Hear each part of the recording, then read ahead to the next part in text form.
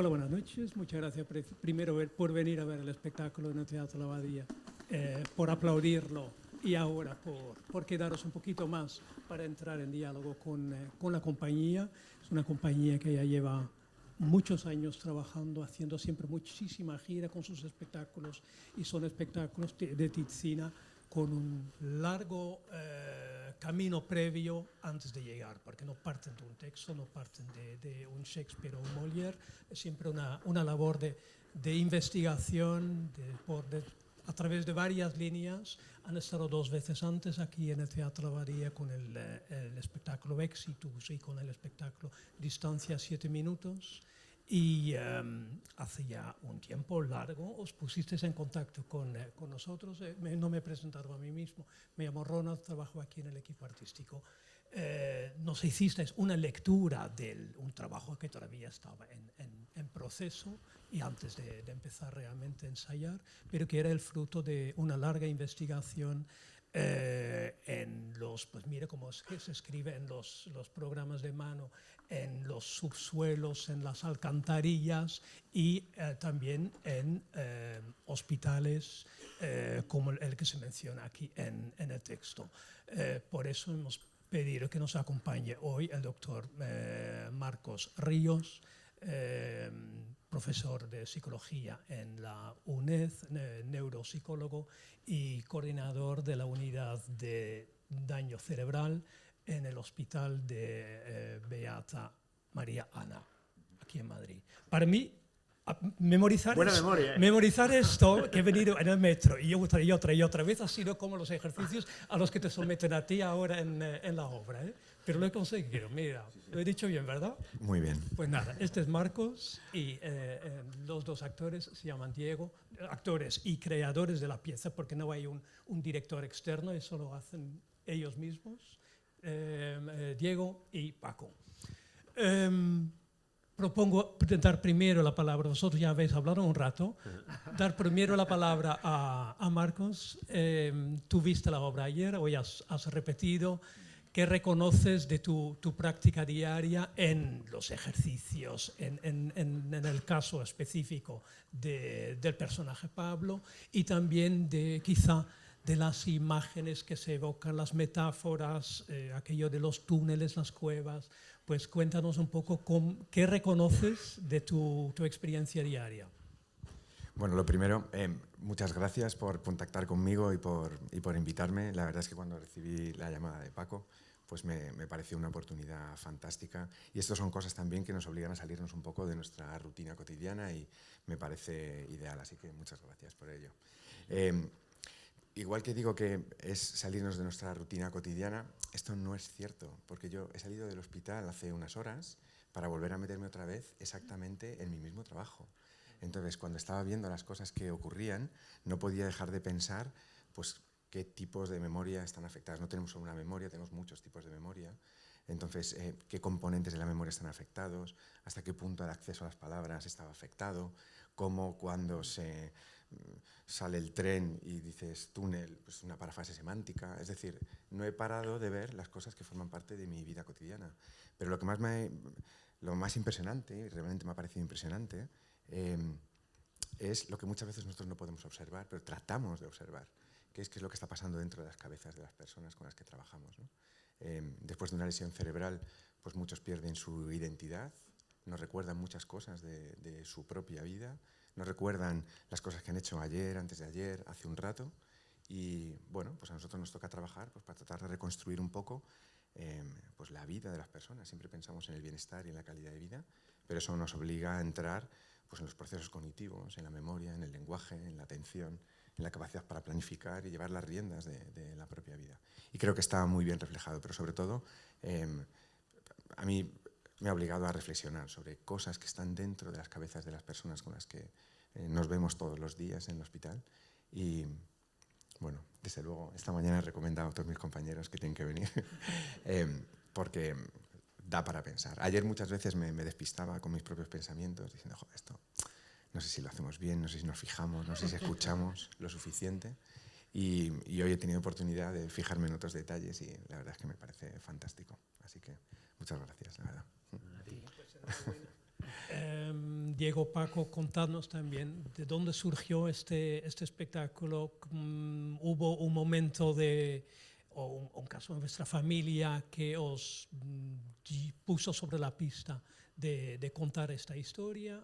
Siempre, eso sí, sé de vuestro interés, más allá de lo personal, de la psicología humana, también siempre os ha interesado la memoria del país. Entonces, no solo ves eso en una sola persona, sino con un horizonte un poco más amplio. ¿De dónde surgió la idea de hacer este espectáculo y luego de titularlo Búho? Bueno, ¿Tenéis el micrófono todavía? sí, Sí, tenemos, sí. tenemos. No tengo ese chorro de voz. Bueno, siempre Paco y yo nos obsesionamos a priori por definir como lo más, acotar lo máximo posible cuál es en ese momento. Nosotros en 23 años de trayectoria como Tizzina hemos hecho 6 espectáculos en 23 años. Esto significa que hemos crecido. Empezamos con 24 años con la obsesión de Folie 2, Sueños de psiquiátrico, que también hablaba de la mente humana y esa incapacidad, ¿no? Bueno, esa incapacidad de salir de esa enfermedad. Y desde siempre Paco y yo hemos estado muy atraídos en general por la parte científica, la parte humana, la parte clínica, de lo que hace a las personas su día a día, de cómo lo cotidiano se puede transformar en algo que sea universal. Y entonces aquí, en este camino, veníamos de otro proceso y surgió claramente en el año 2020, quizás pues por el pozo, la oscuridad que todos estábamos, ¿no? Justo después de la pandemia nos planteábamos de qué hablar y qué nos estaba moviendo interiormente. Ya digo que es un proceso muy natural a lo largo de nuestra historia. Hacemos ciclos de 6, 7 años con una obsesión, entonces aparece otra nueva obsesión. Aquí en esa época apareció un libro, a priori estábamos documentándonos, y apareció un documental, varios libros y un documental de Clive Wedding, no sé si conocéis, pero es un director de orquesta que sufre una amnesia severa, y esto le impide. Hay un documental hecho del año 68 y luego otro posterior en el 90 y algo, 96 creo, en el cual recoge la vida de un paciente, como digo, con una amnesia severa, que era director de orquesta en Londres, y entonces el documental relataba eso, ¿no? Cómo se somete una persona a un proceso de reseteado constante, ¿no? Luego, en ese mismo momento, aparece esa necesidad de hablar de la oscuridad. Estábamos haciendo temporada aquí en Madrid, y surge la posibilidad, a través de libros y a través de contactos, de transitar por el subsuelo de Madrid de forma ilegal, ¿no? Y poco empieza a profundizar en nosotros esa idea de por qué nos sentimos movidos por transitar desde el origen del hombre por ese mundo interior, que significa eso que pasa ahí abajo, las cuevas, todo esto. Entonces todo eso hace 4 años empieza como a surgir así, ¿no? Como pistas iniciales. Como siempre, nuestro método de trabajo es, vale, llegamos a la conclusión que nos interesaba la oscuridad y la memoria. Entonces empezamos a indagar en Barcelona. Nosotros tenemos la sede en Sarañola del Vallès, en Barcelona, y indagábamos allí cómo podíamos convivir con gente que su día a día, como tú y de otros campos, su día a día era relacionado con la oscuridad y la memoria. Ahí vuelve otra vez la idea de gente que se apasiona y que quiere transitar por la oscuridad y que no ve más allá de su linterna por debajo de las ciudades, como habíamos vivido aquí en Madrid. Pues contactamos con gente en Barcelona, aventureros urbanos que van por ahí transitando. Contactamos con los Mossos d'Esquadra de la unidad de subsuelo, que también nos acompañan en sus ejercicios diarios y su transitar, y nos hacen ver cómo una persona hace de su profesión esa oscuridad una naturaleza total. Vamos al Cantábrico, donde es Paco, el de Santander, y conectamos con otras ideas de cuevas. Pernoctamos con un espeleólogo, haciendo, desde las 11 de la mañana hasta el día siguiente, pernoctando allí. Contactamos con los conservadores de las cuevas de Puente Viesgo, en Cantabria. Nos permiten ver y transitar nosotros solo un lujazo con ellos en su día a día por esas cuevas llenas de fósiles, llenas de pinturas rupestres, y claro, eso te estalla a la cabeza, es decir, todo eso está ahí abajo, en nuestros pies, natural. Vamos al Instituto Guttmann de Barcelona, que tiene 2 sedes en Barcelona y en Badalona, y ahí empezamos a convivir con esa parte que para nosotros es fundamental, con esa trascendencia del ser humano, cualquiera de nosotros, ¿no? Y ahí pues asistimos diariamente durante meses en Barcelona y también en Badalona a todas las terapias con diferentes unidades, todas relacionadas de recuperación de la memoria. Pues todo esto, imaginaros, 1 año y medio de documentación, ahí empieza el proceso, digamos, de transformación en algo artístico que quiera trascender más allá de un proceso de documentación pura y dura, ¿no?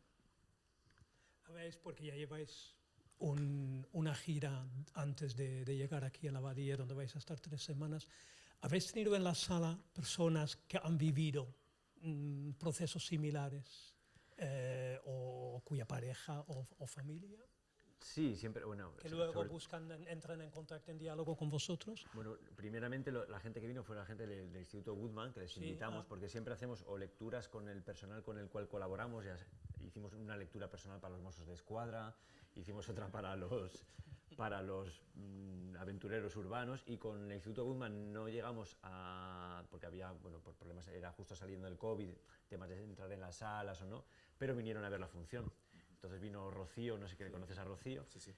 Y que fue la que nos dio tu contacto, y vino a ver la función, le encantó, volvió y se sumó a un coloquio. De hecho, entonces luego sabemos que ha venido gente de familia, y luego siempre hay gente que tiene algún familiar que no tiene por qué ser, pues, o por tema de Alzheimer, o por tema de ictus, o por tema de ciertas patologías que tiene la amnesia como consecuencia de esa patología, y siempre hay gente que nos comenta, ¿no? Que nos dice, pues tengo un familiar, o a mí me ha pasado por aquí, sí que nos comenta muchas veces después de la función, las impresiones que hay a nivel personal o a través de alguien, de un familiar.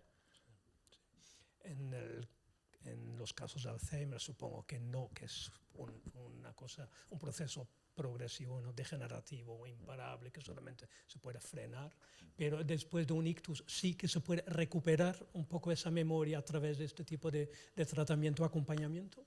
Sí, sí. De hecho, creo que una de las diferencias principales con las enfermedades degenerativas es que las degenerativas sabemos que van a ir a peor, y en el mejor de los casos pues dotar de herramientas al paciente y al entorno para que mantengan los máximos recursos lo más largo a plazo que sea posible. Pero es verdad que en el daño cerebral adquirido, que fundamentalmente son pues, los ictus, los traumatismos cranoencefálicos, algunos tumores cerebrales, encefalitis, bueno, el margen de mejora suele estar presente, y mi sensación es que siempre hay cosas que se pueden hacer. Incluso en los casos que tienen un peor pronóstico, donde el paciente pues a lo mejor pues no va a mejorar todo lo que nos gustaría, pues creo que en esos casos desde luego lo que toca hacer es un entrenamiento con la familia y con el entorno más inmediato, pues para que aprendan a manejarse en esa situación. Estar conviviendo todos los días con una persona pues con estas gravísimas dificultades de memoria. Este caso del músico es uno de los casos clínicos famosos relativamente recientes, pero que está muy estudiado, que tiene una vida de pocos minutos, y el reseteo, esa es la palabra correcta, el reseteo al que estaba sometido, pues bueno, hace la convivencia pues un tanto compleja en según qué circunstancias. Entonces pues tenemos que enseñar muchas veces a las familias a convivir en esa situación, y al propio paciente pues a manejarse en esa situación que le ha tocado vivir con las cartas que le han dado. Quizás sea el momento de entrar realmente en diálogo también con vosotros. ¿Alguien quiera preguntar, comentar? Que hay micrófonos ahí disponibles.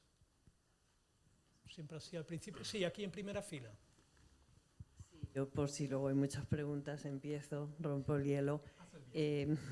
A mí me gustaría preguntar por la parte práctica, cómo habéis hecho esto, porque 1 año y medio investigando, no sé si habéis tenido ayudas, de quién, cómo ha sido ese proceso, y luego también puedo imaginar que vais a recoger tanto eso como lo que es la propia función en un libro, en un documental, hablando o explicándonos más simbologías que algunas podemos entender pero otras no. En fin, yo os pregunto, aparte de que me ha gustado muchísimo la obra, pues si hay algún plan para después de ella. Nos gustaría que hubiera alguien de Netflix aquí que hiciera una serie con nosotros. Bueno, planes... no, planes no hay planes, más allá que sí, que tenéis ahí a la salida el libro, o sea, la dramaturgia sí que está, el texto está editado por Artés, y si no en la librería especializada aquí en Madrid, se llama Yorick, que vende teatro, pues está editado. O sea que luego proyectos, a ver, es que he dicho muchas cosas, espérate. Eso tiene que acordar ahora. Espera, me tengo que acordar, sí, claro. Proyectos, el proyecto 1, nuestro proyecto Titzina se basa en un largo proceso de investigación y se basa en que nuestro trabajo se vea en el máximo de lugares posibles. Nosotros no solo en nuestra cabeza, en nuestro imaginario existen las capitales, es un lujo estar en Madrid, es un lujo estar en Barcelona, pero si hay una cosa que nos llena son las periferias, las cercanas a las grandes capitales y las provinciales. Entonces nuestro teatro al final nos ha convertido en una especie de compañía itinerante especializada en gira. Entonces nuestro gran proyecto sería que el teatro, que estos núcleos vitales, las capitales, pues que eso se proyecte hacia otros lados y que lo vea gente, que no tenga que hacer 300 kilómetros para ver una obra de teatro, y que el teatro sea una base constante de transformación cultural en cualquier lugar donde estés, los mismos derechos para todos. O sea, el proyecto, me gustaría que después de estar aquí en Madrid, es verdad que empezamos en octubre pasado, hemos estado por Centroamérica, somos una compañía que gira mucho, como decía Ronald, pero nuestro proyecto sería como llenar nuestro calendario con diferentes fechas, ¿no? Por todos lados. Nunca nos hemos cerrado a, como te digo, para nosotros es tan importante un municipio de 20.000 habitantes, 5.000 como el otro. Entonces nuestro proyecto sería que esto no fuera, que la cultura y más el teatro no fuera tan difícil. Mi proyecto siempre es como invertir en que este escaparate, este lujo del lugar donde se mima tanto el teatro, sirviera de motor hacia otro lado. Vivimos mucho el día a día, Paco y yo estamos muy inmersos en un proyecto teatral de compañía, de compromiso, y ese, no sé, no tengo muchos proyectos.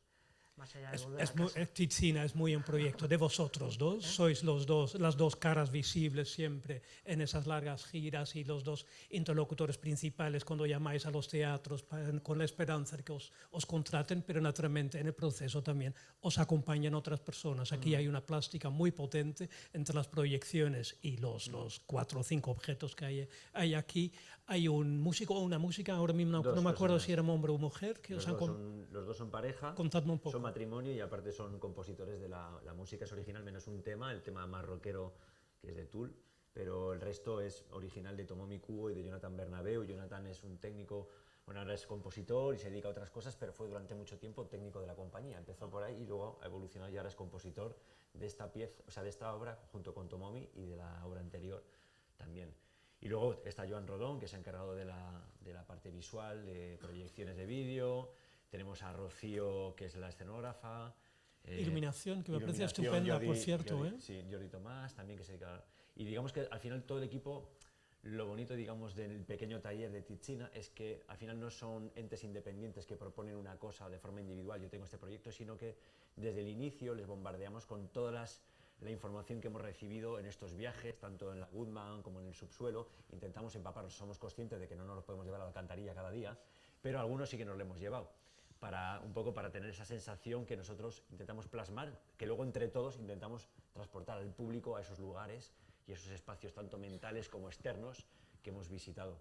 Y el trabajo con ellos es siempre darles carta blanca en un inicio. Sí que hay unos inputs que Diego y yo vamos recibiendo y que acumulamos más porque estamos más inmersos en el proyecto, pero siempre les damos un espacio de carta blanca de expresión artística. Intentamos trabajar con gente que tenga un mundo libre. Luego es verdad que luego todo hay que ir dirigiéndolo poco a poco y todos ir en el mismo camino. Y un poco, realmente con Titzina siempre pasa igual. Digamos que todo el personal trabaja una, porque lo importante para nosotros es la obra. No está tanto el ego de cada persona o cada elemento artístico, sino que la obra funcione y que sea un elemento de comunicación para el público. Para nosotros lo importante es, uno, que el público no se aburra, y dos, que comunique, y que si podemos trascender más allá y que cuando salgáis de aquí todavía la obra siga resonando, imágenes, palabras, para nosotros eso ya es un éxito.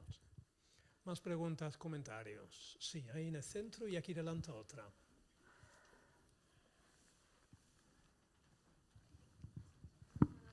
Enhorabuena por la obra, me ha gustado mucho y por fin pude verla. Y tengo dos preguntas, una para el doctor y otra para los actores. Entonces, podéis responder en el orden que queráis. Bueno, para el doctor sería, ¿cuál sería el detalle o el acierto más asombroso de la obra en el sentido como retrató o transmitió una sensación que puede ver en la vida real con los pacientes? Antes de que se me pase, se me pone la carne de gallina. Y esto ayer me pasó al empezar la obra. Perdón la interrupción, pero... Sí, sí. Y es la realidad con la que está transmitido lo que seguramente esta cuestión, no sé, yo no entiendo muy bien las metáforas y estas cosas, yo soy un poco más... Pero esta cuestión medio onírica en la que posiblemente el paciente se mete en sus historias, esto no ocurre solamente por la noche cuando sueñan, posiblemente ocurre durante cualquier momento del día, en cualquier momento. Y lo que me hizo enganchar ayer y hoy igual es el primer momento en el que el neuropsicólogo está leyendo la lista de palabras y el paciente se levanta de la silla y desaparece. Esto empieza a meterse en su historia. Esto me pareció impresionante. Y luego muchas más cosas. Pero esta fue la primera que me puso la carne de gallina. Y hoy cuando lo he vuelto a ver, también. Y ahora cuando lo recuerdo, de nuevo. Es buena señal. Y la otra pregunta. Y para los actores sería como Diego y Paco, pues lleváis muchos años trabajando juntos y cada proyecto pues tiene su tiempo de evolución y vais de gira durante años básicamente. No sé si en algún momento os habíais planteado, siendo solo dos actores, cambiar de roles. Separarnos. No, cambiar de Cuidado, roles. no. O sea, en el sentido que podría ser como un challenge, ¿no? Un desafío para que ambos aprendan ambos papeles y así vayan turnando para diferentes funciones. Tú nos quieres complicar la vida, ¿no? Un poco. Pero sería interesante, ¿no? Sí.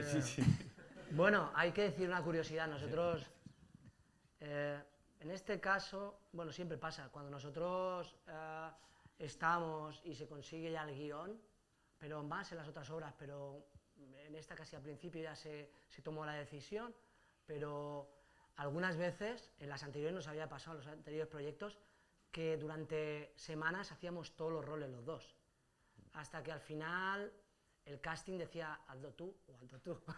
Otra lo hemos hecho a cara cruz. A veces...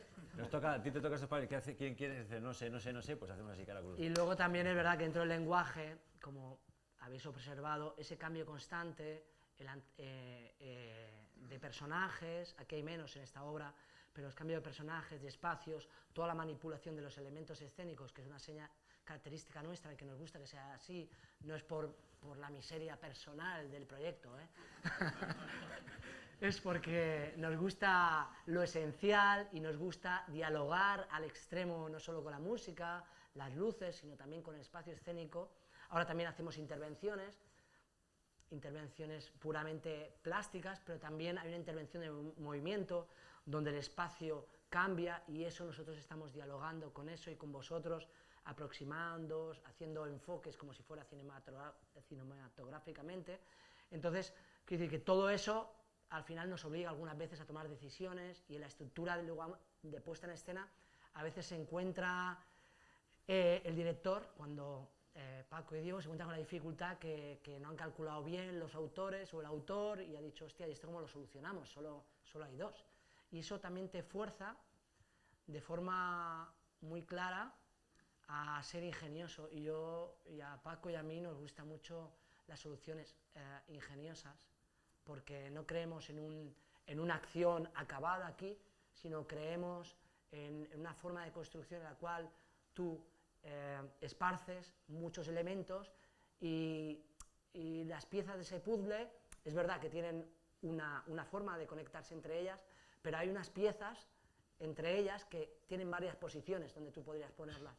Porque, como dijimos el otro día, lo digo siempre, ¿no? Pero yo no puedo decir a cada una de vosotras, a cada uno de vosotros, cómo es el sentimiento, por ejemplo, en esta obra, cuando yo lanzo una palabra que a todos nos evoca algo que es como madre, no puedo cerrar eso, tengo que lanzar una forma que sea suficientemente abierta para que estalle en la cabeza de las personas.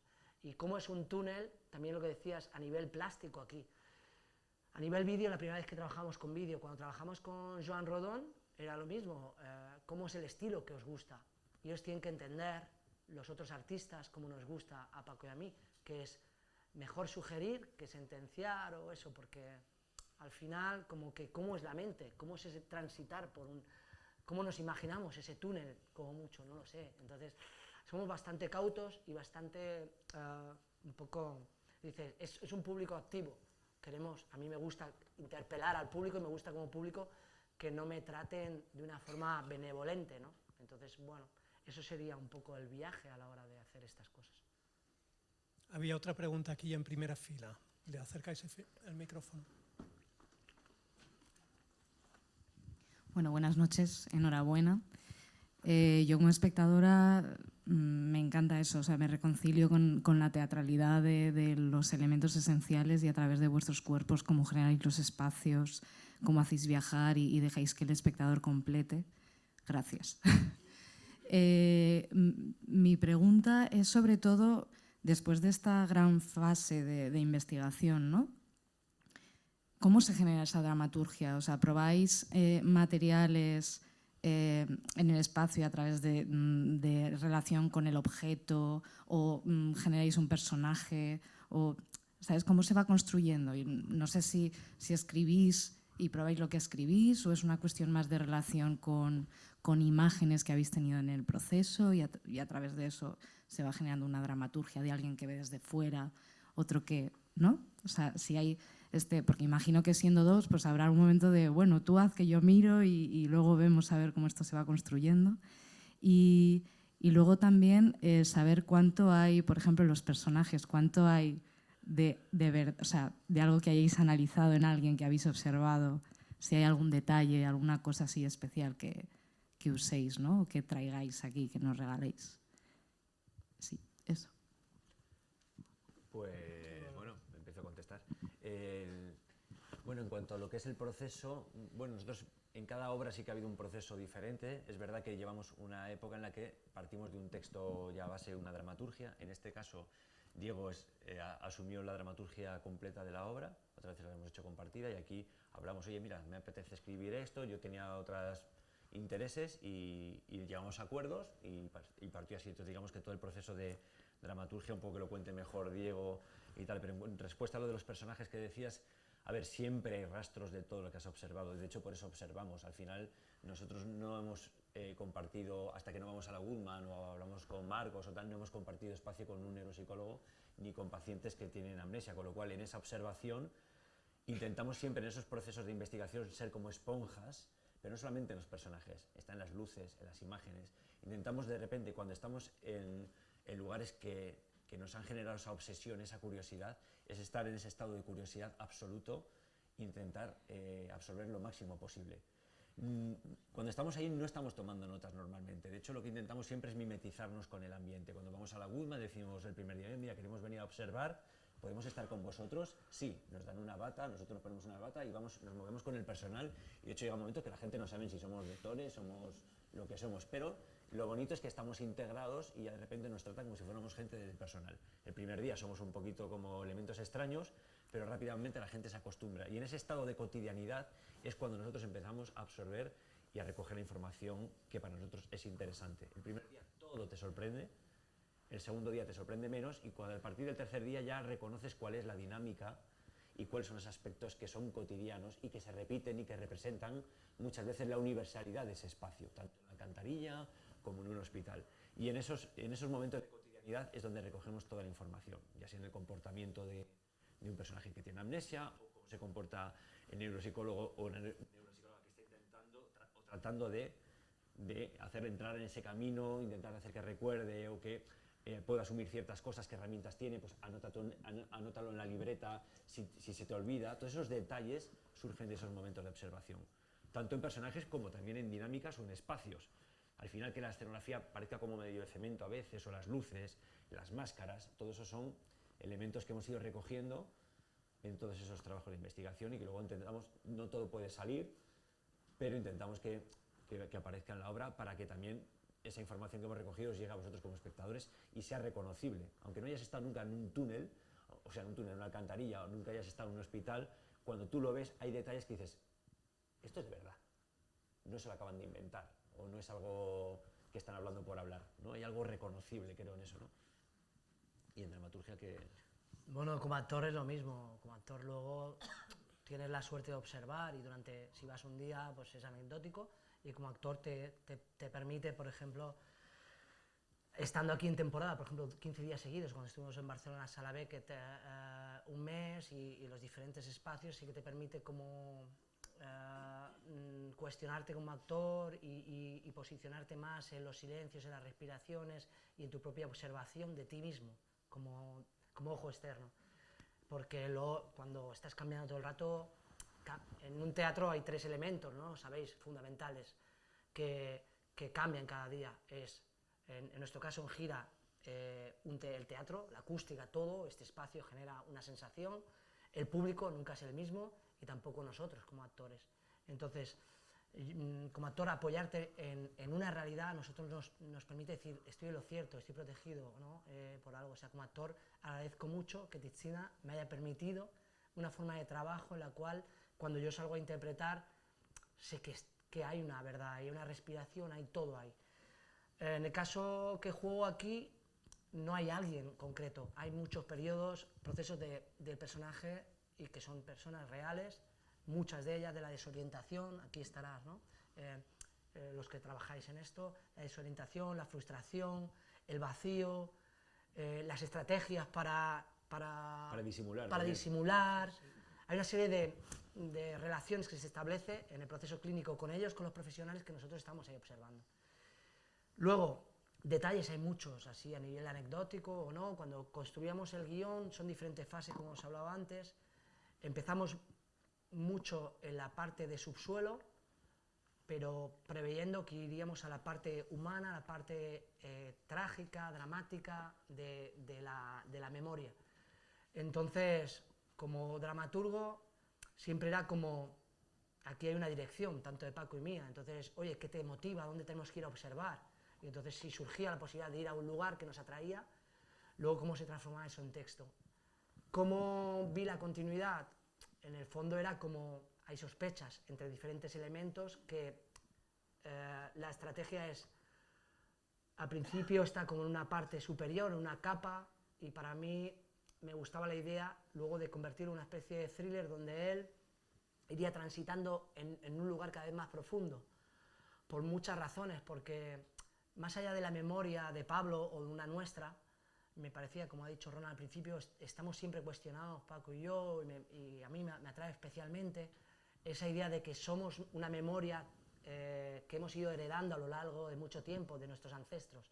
Y entonces cuando fuimos a las cuevas y cuando vimos esas pinturas, eso trascendió de forma brutal en entender que la historia más allá del proceso clínico tendría que transitar en un proyecto que intentara profundizar una memoria mucho más general. Entonces, a nivel de dramaturgia, ese era el esfuerzo de decir cómo todo conecta y cómo poco a poco tiene que ir calando.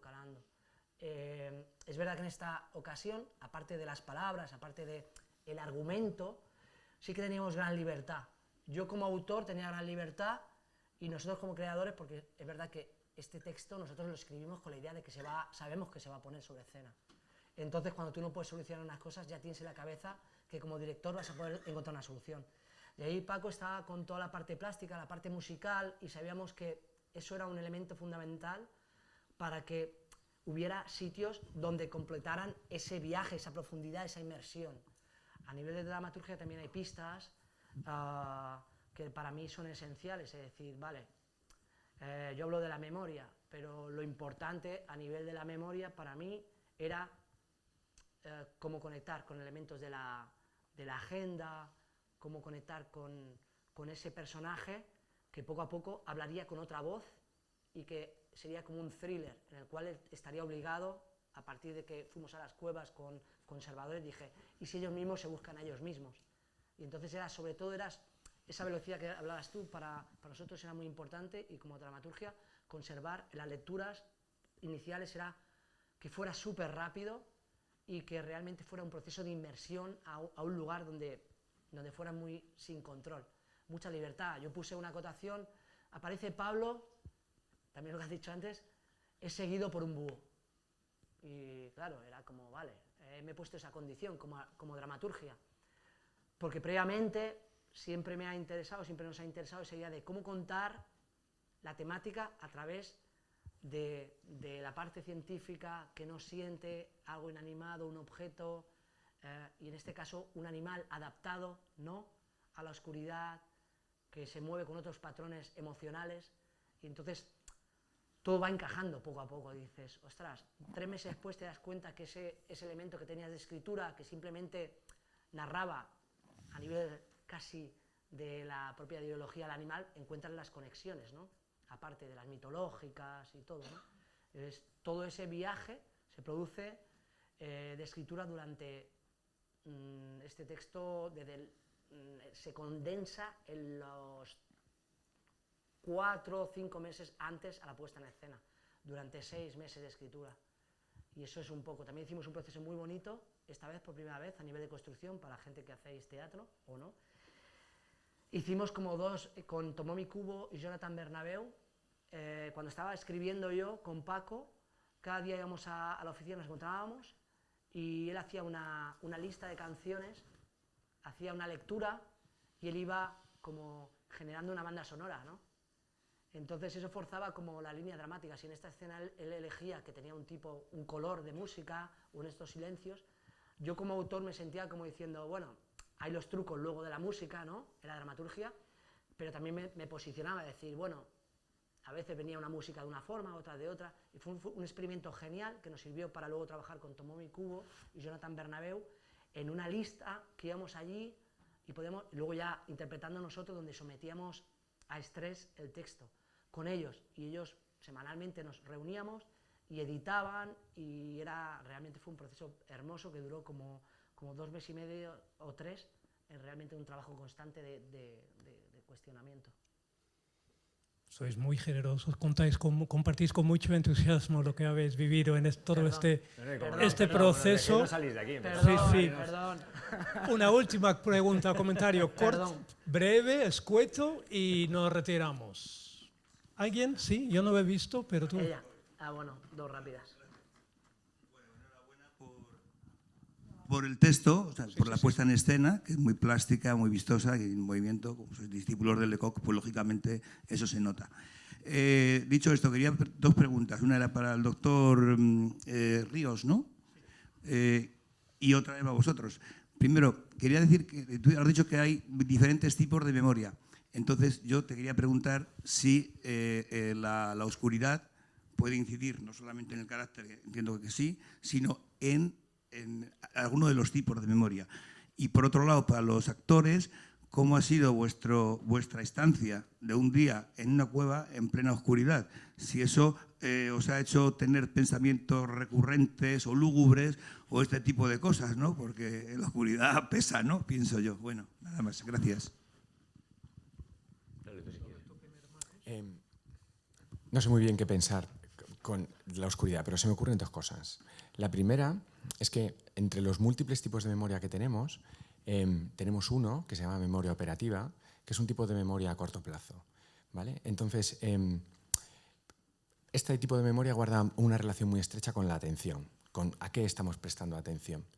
En muchas ocasiones, cuando administramos alguna prueba para evaluar esto, posiblemente es la mejor manera de entenderlo, le pedimos a los pacientes o a las personas que evaluamos que repitan una serie de números. Le decimos, repíteme estos números. 3, 8, 4, 1. Y entonces el paciente o el individuo dice 3, 8, 4, 1, lo que sea, no sé cuáles he dicho.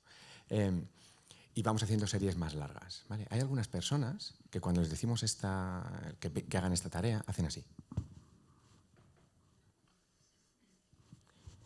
En realidad, no sé si buscan la oscuridad. Lo que buscan es que toda su atención esté en la vía sensorial por la que van a recibir la información. De tal manera que si limitamos la entrada de otros estímulos sensoriales, concentramos toda nuestra capacidad de atención y de memoria en aquel elemento que es el relevante. Y esta es una de las estrategias que muchas veces enseñamos a los pacientes.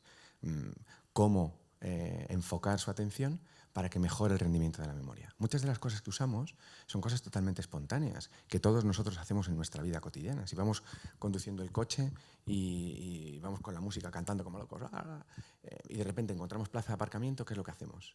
Bajamos el volumen de la radio. ¿Por qué bajamos el volumen de la radio? ¿Calculamos mejor las distancias? En realidad lo que ocurre es que necesitamos que toda nuestra atención esté en la estimación de distancias, en la estimación de movimientos finos, y no podemos distraernos con cosas visuales. Buscamos la oscuridad auditiva en ese caso. Y la otra cuestión que se me ocurría es que la memoria es contextual. No podemos recordar cualquier cosa en cualquier momento. Las cosas, en el lugar en el que las hemos aprendido, tenemos muchas más posibilidades de recuperarla. Y como es contextual, durante el día recordamos una serie de cosas, y cuando viene la oscuridad, por la noche, tenemos acceso a otros recuerdos que cuando estamos en la calle, en nuestro trabajo, en nuestra vida diaria, no podemos acceder a ellos. Eso nos habla de dos propiedades de la memoria: la accesibilidad y la disponibilidad. Todos los recuerdos están disponibles, pero no siempre son accesibles.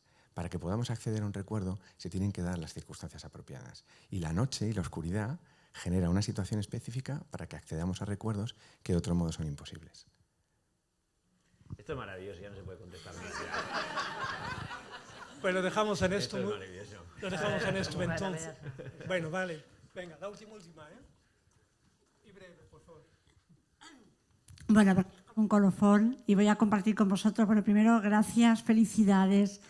Viniendo hacia acá, recordaba que yo había apuntado en una agenda seguir siempre a Tichina. Hace 21 años estuvisteis en mi pueblo, 500 habitantes, Albacete. La gente nunca había visto una obra de teatro y encima era solo dos, o sea, un monólogo, y yo decía, no, un biólogo, son dos. Y la gente fue, yo creo que por la curiosidad, de decir, ¿cómo va a haber dos tíos solo en el teatro hoy, no? Quiero deciros que durante 10 o 12 días todo el mundo hablaba de vuestra obra. La gente que no había ido a veros se mesaba los cabellos, cómo no vinimos, ¿no?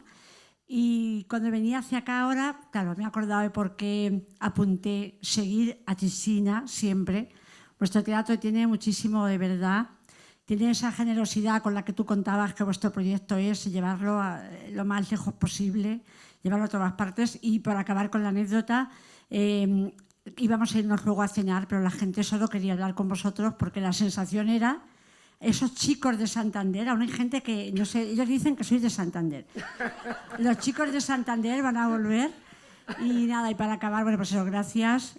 Corroborar lo que tú contabas, ese teatro que va a los lugares más pequeños, pero que lleva detrás sobre vuestras espaldas tanta investigación, que tiene tanta verdad, y que gente que no ha visto nunca teatro de esta manera y con esta cercanía hace que entienda que el teatro es sanador y que cura. Y bueno, yo creo que me quedaré con ese búho.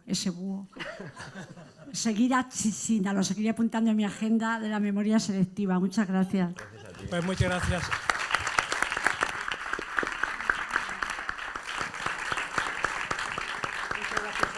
Muchas gracias a todos, todas. Espero volver a veros pronto aquí en el Teatro Abadía. Muchas gracias, Diego, Marcos, Paco, también. Espero volver a veros pronto aquí en la Abadía. A nosotros mañana. A los otros mañana.